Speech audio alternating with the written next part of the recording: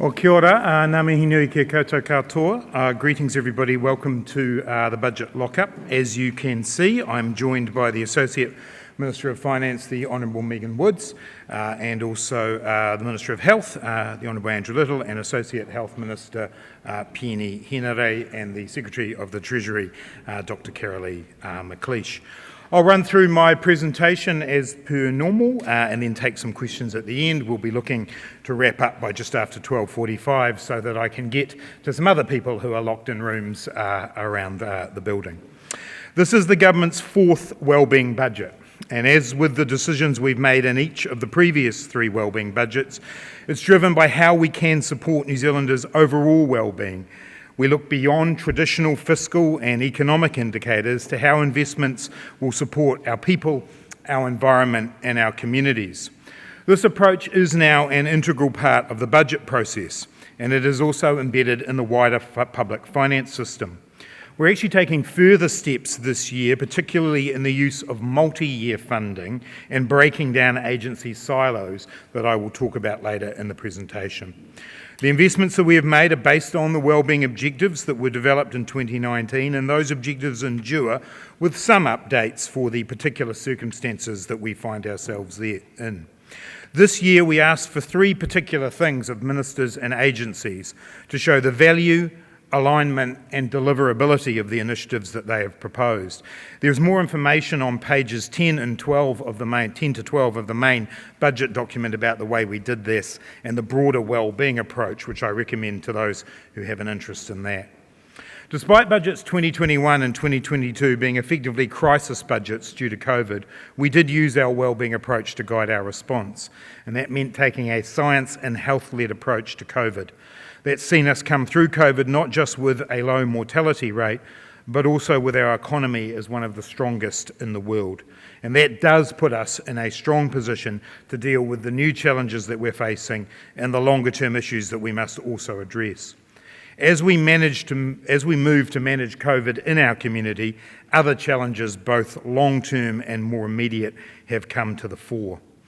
Budget 2022 is being delivered against the backdrop of uncertainty and volatility around the world, caused by COVID-19, rising global inflation, climate change, and the war in Ukraine.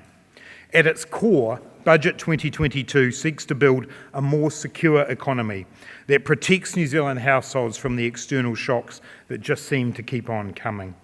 It also moves us further towards a high-wage, low-emissions economy that is the heart of the government's economic plan.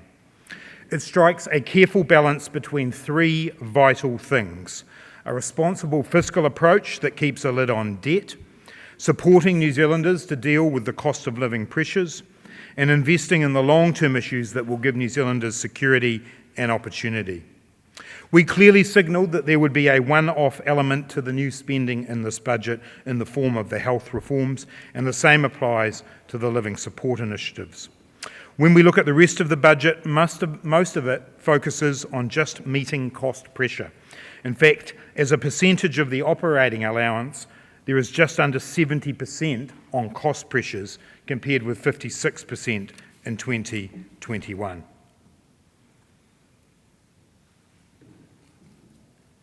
There you go. Takes a while to get going. The global economic environment is highly volatile. In just the last 24 hours, the UK has announced inflation of 9%. US stock markets lost 1,000 points and the Nasdaq went down 4.6%.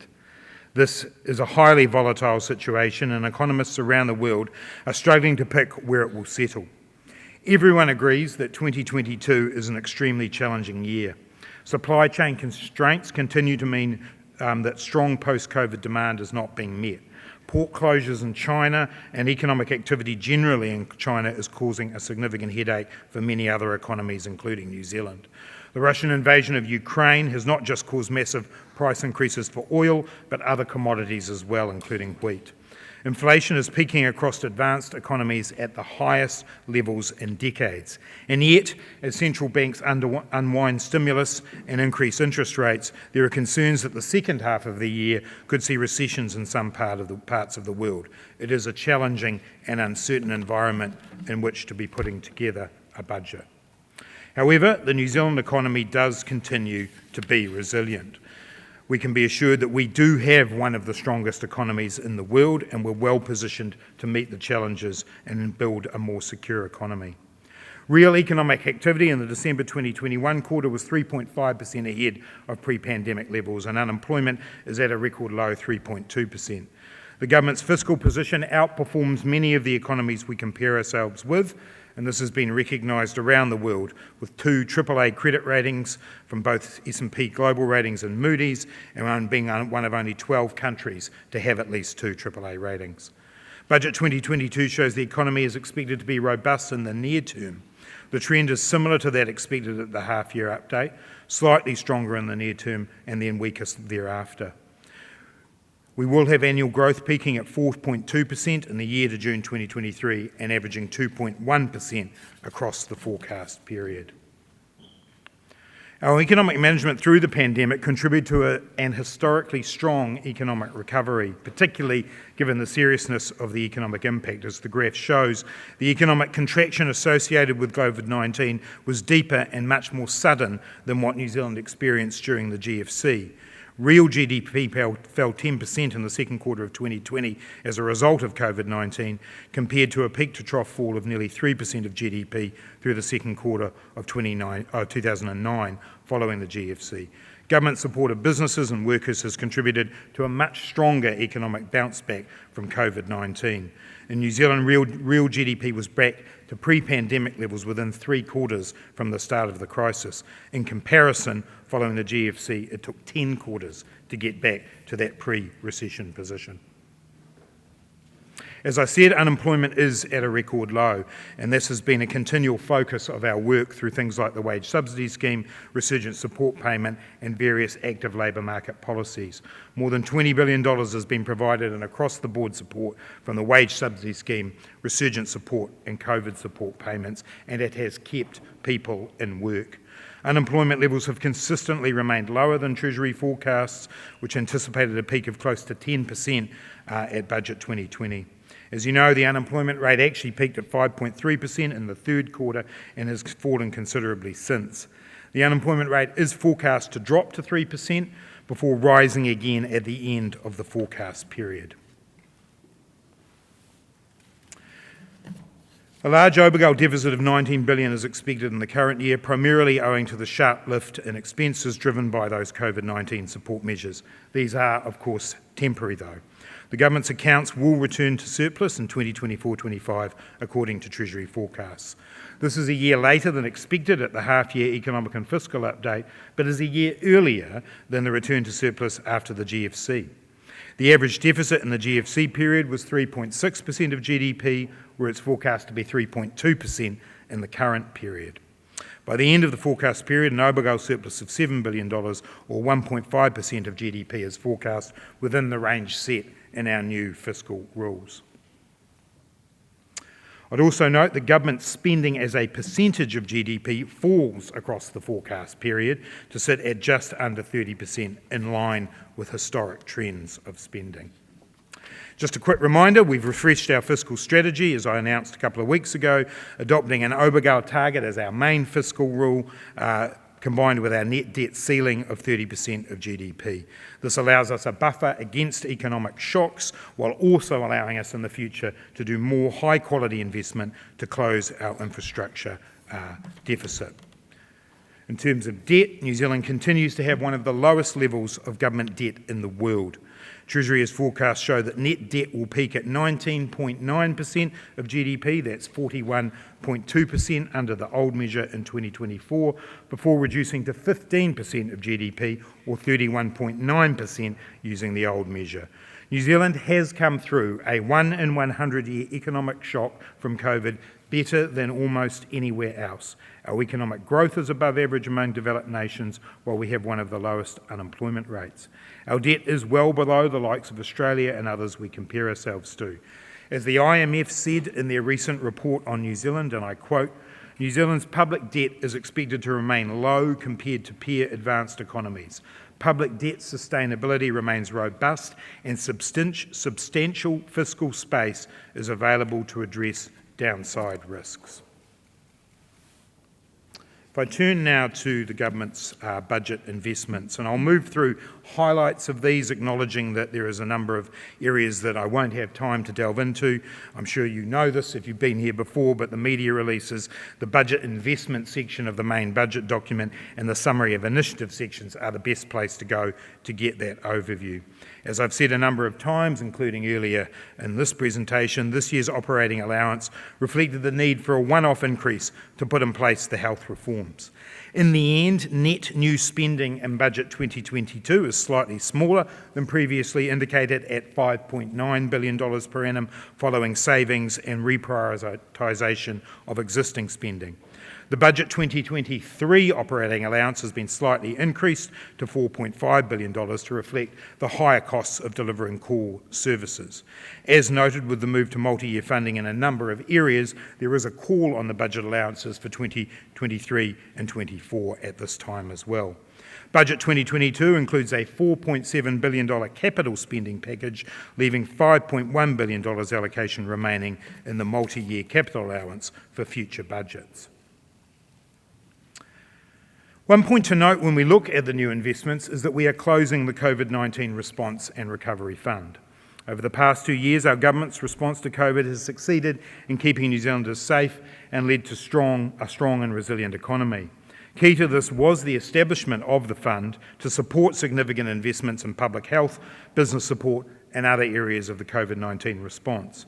We are now in a new phase of our response, so while health remains a very significant component of this budget, there is less focus on COVID response investments than in the previous two budgets. As our policy response evolves and we adjust to living with COVID-19, our fiscal response needs to evolve as well. Now, as COVID-19 response activities become part of standard public service delivery, we close the fund and bring those costs inside the budget allowance framework. In closing, we are conscious that there are still immediate costs relating to COVID-19 and its impacts that will need to be met. To reflect this, we are reprioritising the remainder of the fund in three ways. A contingency totalling $1.2 billion for any public health needs that cannot wait until the next budget cycle, $1 billion or $250 million per annum to offset investments funded through the Budget 22 operating allowance, and $1 billion for the cost of living package that I am announcing today to support low and middle income earners to meet the cost of living increases. Turning to the cost of living support package. I am acutely aware of the impact of cost of living pressures on many people, particularly those on low and middle incomes. The current levels of inflation, while they are expected to be temporary, still are having a significant impact on households and businesses. New Zealanders are not alone in this, with 20 and 30-year highs in inflation around the world, and the OECD average of 8.8% in March, putting New Zealand at the middle of the pack. But international comparisons will never diminish the impact on New Zealanders who are currently struggling to deal with rising costs. Throughout COVID, we supported households and businesses, with more than $20 billion provided in across-the-board support through things like the wage subsidy scheme. It's worth noting that 62% of all jobs were supported in 2020 by the wage subsidy scheme and 47% in 2021. In response to the rapid spike in global oil prices following the war in Ukraine, we moved quickly in March to reduce the fuel excise by 25 cents a litre. For a family that fills up a car every week, that represents up to $17 a tank or $220 worth of support over 3 months. We also reduced road user charges and halved public transport prices for the same period. These measures came on top of changes we made to increasing income support for low and middle income families from April 1 this year. That included the third weekly main benefit rate in a row from 2020, 2021 and 2022. These changes have meant that since coming into government, 364,000 people who receive income support are better off by an average of $109 per week, and for those with children, they are better off by an average of $175 a week. As we move through these next few months, further targeted support is needed for low and middle income New Zealanders. The resumption of the winter energy payment from the 1st of May is providing this for superannuitants and those on income support, with at least $80 per month from the beginning of May till the end of September. But the increasing cost of living is impacting those on middle incomes as well. To provide targeted support to a wider group through this budget, the government is investing more than $1 billion in a cost of living package targeted at low and middle income households. The package includes an extension to the reduction of fuel excise duty introduced in March by 2 months until mid-August, an extension of the road user charger cuts introduced in April until mid-September, and an extension of half-price public transport fares introduced on 1 April until the end of August. We are also announcing today that from September we will introduce Community Connect to extend half-price public transport to the more than 1 million community service card holders on a permanent basis. We will also provide a short-term targeted support for low and middle income New Zealanders through a $350 cost of living payment across 3 monthly instalments from 1 August. This works out to about $27 a week for 2.1 million New Zealanders. The payment will be available to people aged 18 and over who earn below $70,000 per annum based on last year's tax data and who are not eligible for the winter energy payment. We're well aware that this is only a contribution to increased costs that people are facing, but it is a targeted way that we can support people through this challenging period while not excessively exacerbating inflation. As a result of both the winter energy payment and the cost of living payment, 81% of working age New Zealanders are being given temporary support to deal with the cost of living pressures. I'd also note we're extending the Warmer Kiwi Homes program for another 26,500 insulation and heating retrofits, and we'll be tackling the root causes of grocery bills by tonight introducing urgent legislation to stop supermarkets from blocking competitors from accessing land to open new stores. In addition, there are a number of other cost of living elements to the budget. Firstly, we're moving to increase access to dental treatment by providing funding to increase from $300 to $1,000 per year the money low income earners can use to undertake dental work. It should be noted that changes to criteria mean that this does not have to be for emergencies only and can include multiple visits. We're also addressing one of the long-standing inequities in our welfare system, so-called child support pass-on. This means that, and it was called for by the Welfare Expert Advisory Group as well, what this means is that sole parent beneficiaries will get the full benefit of child support payments regardless of their circumstances. This was estimated to lift between 6,000 and 14,000 children out of poverty using the before housing cost measure. Improving outcomes in housing is also essential, and there is a $1.8 billion package to do this. This also includes lifting caps on first home grants and loans to improve opportunities for first home buyers. We're also making a significant investment in sustaining and transforming our disability system. This includes increasing funding for providers to meet demand, establishing a new ministry for disabled people, and investing in the regional rollout of the Enabling Good Lives program.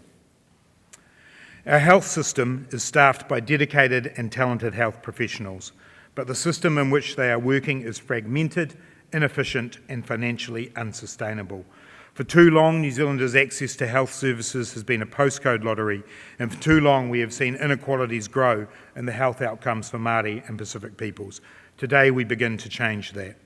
Budget 2022 provides the largest investment ever in our health system, with $11.1 billion in new funding to put that system on a sustainable financial footing. This will enable Health New Zealand and the Māori Health Authority to begin establishing the services that New Zealanders need in the places where they need them. To set the system up for success, we have changed the way we provide funding. The 20 DHBs have collectively run deficits in 12 of the 13 years since 2008. Meaning that their annual spending was more than their government funding, leading them to eat into finances like money that had been set aside for hospital maintenance. Deficits since 2009 have totaled more than $3.5 billion, but the benefit of that spending has not been equally shared by communities across the country. As Health New Zealand takes over the books from the 20 DHBs on 1 July, a funding boost has been provided so the national system can start with a clean slate. We are introducing a multi-year funding model. Firstly, a 2-year transitional package agreed through Budget 2022 begins with an investment of $1.8 billion per annum, including funding to deal with those deficits, and then this will be followed by $1.3 billion per annum from 2023. Unlike in previous budgets where cost pressures for specific services have been traded off against one another, delayed or partly funded, this general increase allows the health system to take a centralised view and identify priorities. To be clear, the $1.8 billion will be available to cover those deficits I've mentioned, demographic changes and improvements to health services. That means funding for wages, more staff and better support for people to do their jobs and focus on patients rather than on the financial system. There are, in addition, new health investments alongside this. This includes more medicines, the largest ever 2-year funding boost for Pharmac. This will mean that Pharmac has received a 40% increase in funding since we came into office. $202 million for mental health and addiction services, as Minister Little announced earlier this week. There's also a significant boost in Budget 2022 to secure the future of our ambulance services, and that is both road and air ambulances getting a significant boost. And obviously we want to continue to invest in our infrastructure. $1.3 billion is allocated to do this, on top of investments that now add up to nearly $7 billion since we came into office, and there's a focus there on Nelson, Whangarei and Hill Morton hospitals. And then we are also investing significantly in strengthening primary and community care.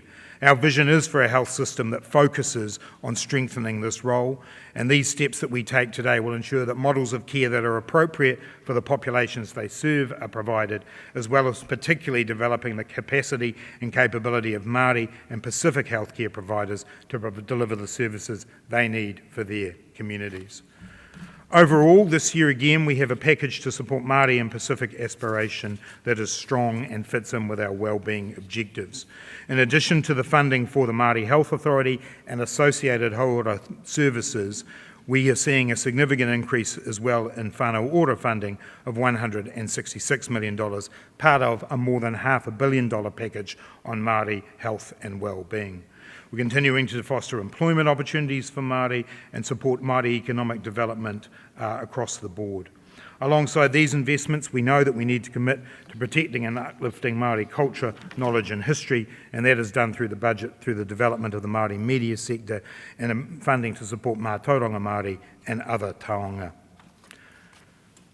In the interest of time, I won't dwell too much on what we did the other day with the Climate Emergency Response Fund, but just to say that clearly that remains a critical element of the budget that is in front of us, and we will renew and refresh the Climate Emergency Response Fund when we get to the half-yearly economic and fiscal update. The $2.9 billion of investments we made and announced on Monday are critical for us meeting our emissions reductions plans and also provide opportunities for new jobs in renewable energy and other areas. Briefly on the other investments in the budget, there is a substantial package of business investment.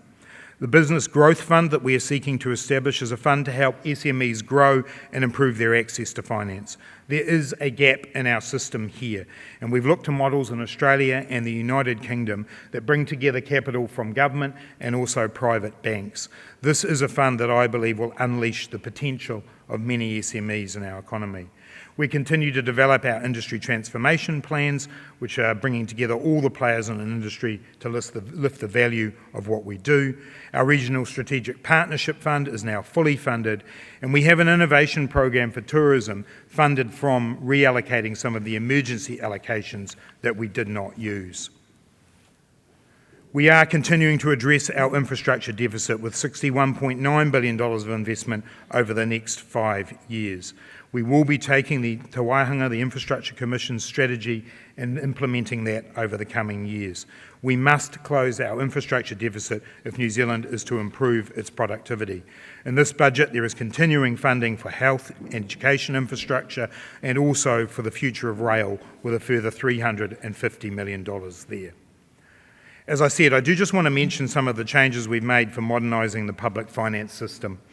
Building on what we have done in past budgets for multi-year capital allocation, we now have a 2-year funding allocation for the health system. the multi-year Climate Emergency Response Fund, and we have piloted 3-year funding allocations for the justice and natural resources sector. What these pilot clusters do is bring together ministers and agencies and require them to come up with joint objectives and joint proposals. In return, they get multi-year funding, which means they can plan and contract in ways that mean they can address the needs that they have identified.